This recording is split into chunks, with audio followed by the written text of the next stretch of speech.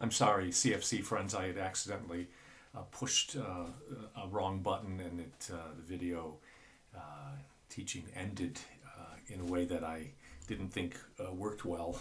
I had just a little bit more to go anyway. But let me just say, kind of in closing, that when I talk about use Talmud and Torah, and Jesus' critique that the Talmud had been functionally elevated as co-equal with the Torah. Remember, the Torah was the Mosaic Law, all 613 commands. Again, 365 commands, 248 mandates, do's and don'ts that led to freedom. Remembering, as I've mentioned, that the preface to the Ten Commandments is God saying, I delivered you from Egypt and the bondage there. I know how to keep you out of bondage by following these laws.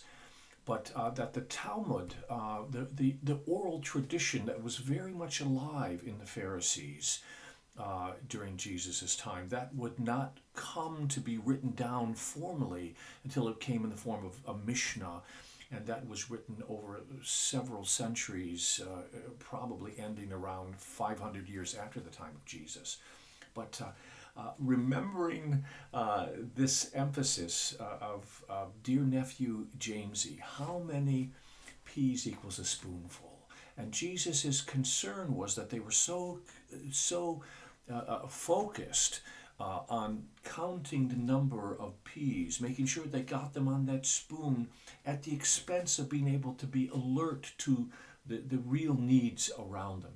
Again, as Jesus emphasizes in the story of the Good Samaritan, as Jesus continues to confront the Pharisees, who he loved as much as he loves us.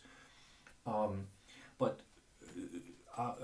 the next time we talk, and I'm not quite finished with this text, I want to spend more time talking about Jesus' confrontation with them over their emphasis on keeping promises and vows, and just parsing out even more about how Jesus would say in this great text of Mark 7, you have a fine way of disregarding the commands of God in order to obey the rules of men.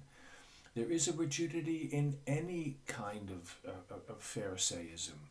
We can be Pharisees about a variety of things, and one of the inherent dangers of that is that there's an internal consistency. We become slaves to the letter of the law at the expense of its spirit that is to be characterized by loving service to others.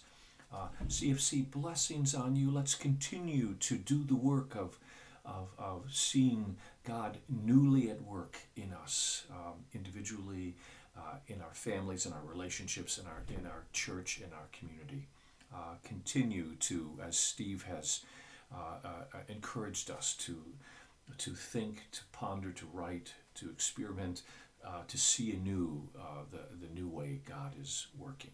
Thanks. Blessings on you.